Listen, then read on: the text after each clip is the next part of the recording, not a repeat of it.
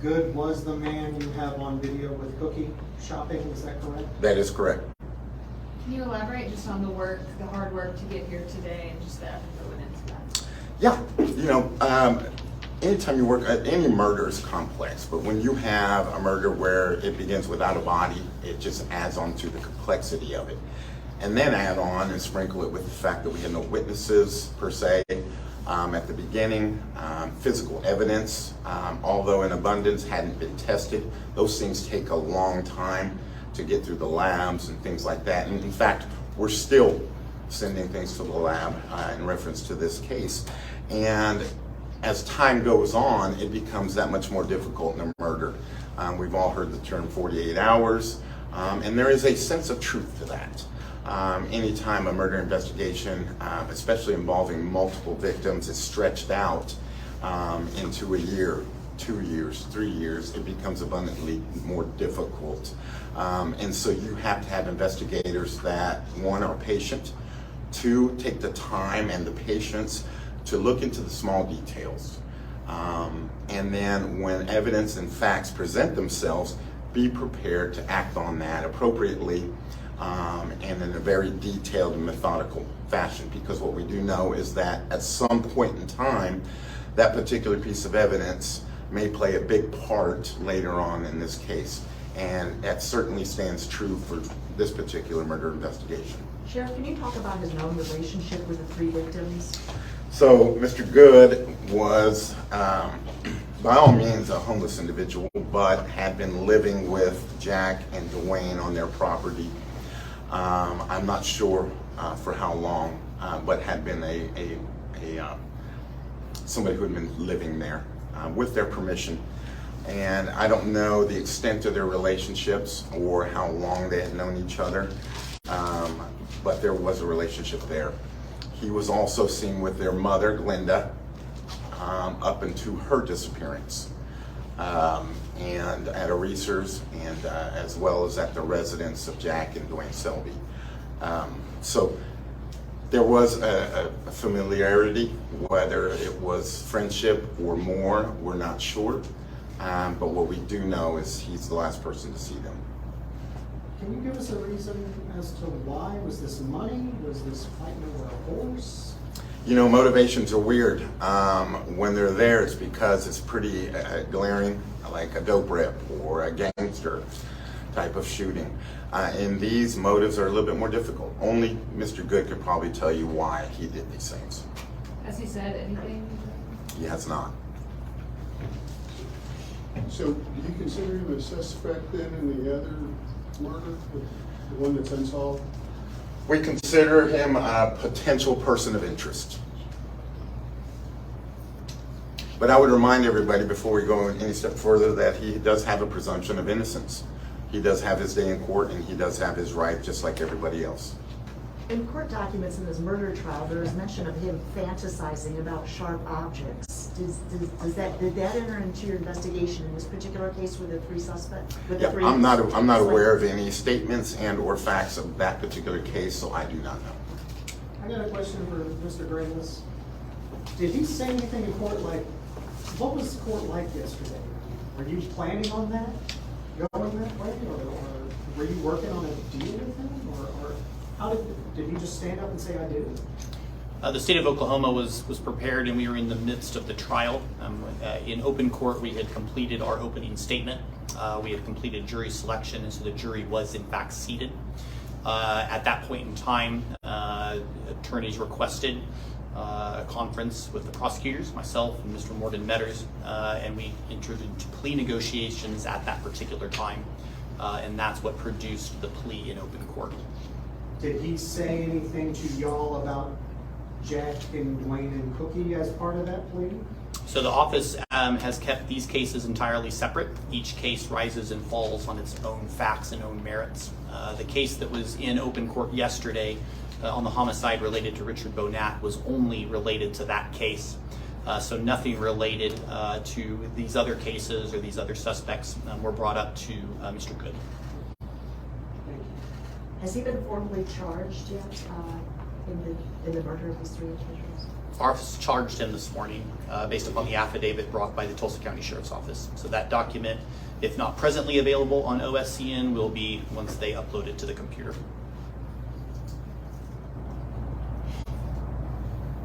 What happens next? Are you still waiting for the ME's office to get back to you on some things, or? The medical examiner's reports are completed in the Turley case, and so what will occur is a typical procedure where a defendant, like any other defendant, will be arraigned, be given a bond if appropriate, set for preliminary hearing. That'll be the first substantive stage in the criminal process in court for the case that was filed this morning on the triple homicide. Have you all discussed death penalty yet, as where you might head? That would be something internally, ultimately between the district attorney's office and the Tulsa County Sheriff's Office. It would be premature to comment on that. So with this gentleman pleading yesterday, he's not getting out of jail anytime soon? He pled and was sentenced to 32.5 years yesterday. He has a constitutional right to attempt to withdraw his plea within 10 days. Today is day 9, and so in 9 days he could attempt to withdraw his plea, but we will continue all of that in due time in court. In the meantime, he has been sentenced, and so we anticipate him remaining this time in the Tulsa County Jail and could not be released. Question for the sheriff. Did you learn anything new, or did anything solidify after you formally found Dwayne and Cookie? What I will tell you is that it allowed us to go back and tighten up our timeline and series of events as they occurred. And yes, it did add a certain aspect to us being here today for sure. I mean, identifying the victims is always step number one, right? And so that did bring an integral part into this case and allowing us to move forward and presenting charges to the district attorney's office. What is the reaction of the families of the victims to today's developments? They were notified and certainly appreciative of the work of the people behind me, and it provides a tiny bit of closure. It's the first part in the criminal justice system. Obviously, the judicial part will take place next, and I think, like the rest of us, they hope that things run as smoothly as they can in a case like this moving forward, and that justice will prevail. Can you give us any insight as to how the car got to Mohawk Park? Did he walk back to Turley? This is, yeah, it's close together, but it's also spread out. Would you say he was busy? Or how would you describe that activity? Well, I would tell you that it would not be unheard of, nor would it be difficult based on the proximity as you see them, for someone to take those cars, dump them off, and get back to a certain point in the investigation, or I'm sorry, in the wherever it is they were going to.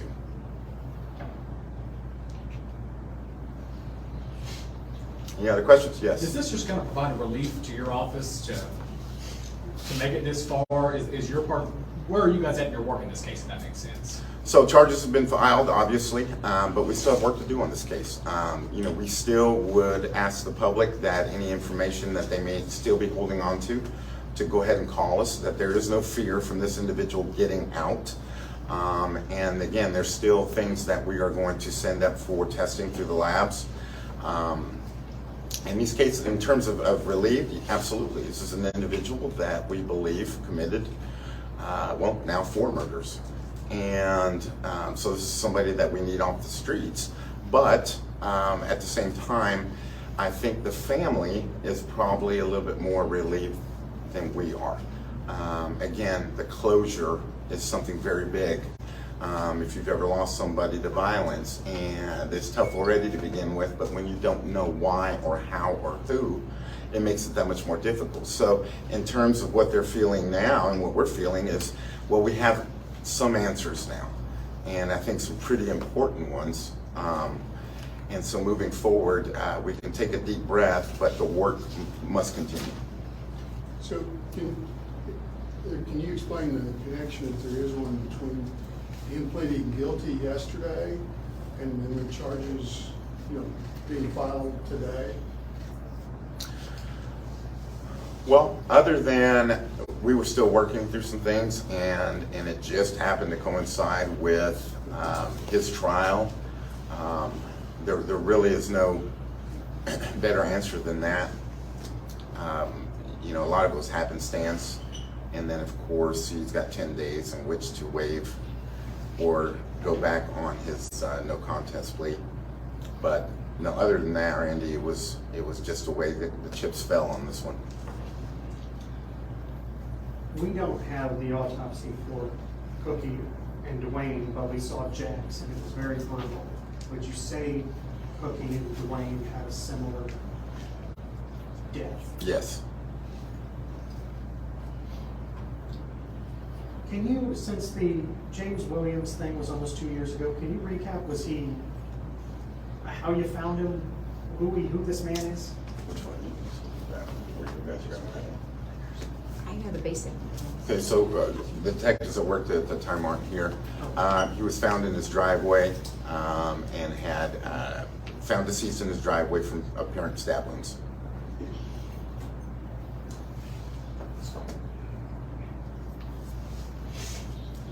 I misspoke earlier. The preliminary reports are done on Dwayne and Glinda, but not the formal reports. Forgive me. Eric, can you shed some light on the relationship between the accused and his relationship with Richard? Do you know why? Was your investigation able to determine why he stabbed that individual that ended up dying in the hospital? Statements that were made in open court throughout the course of that particular trial showed no apparent motive or connection between the two that we could determine. Ultimately, those are open to speculation. It's difficult to know motive without getting into someone's head, which we were, of course, not able to do.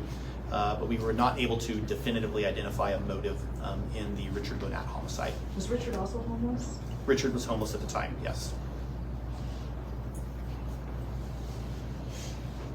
Any other questions? I have one. So has Mr. Good, has he been evaluated like at the forensic center or anything like that?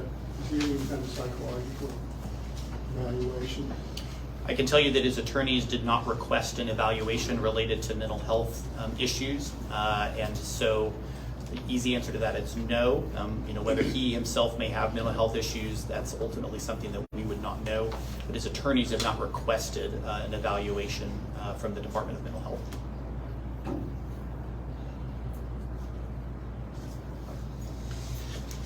If there's no other questions, we'll conclude the press conference. Thanks for coming, everybody. Thanks, Casey. Thank you. Thank you.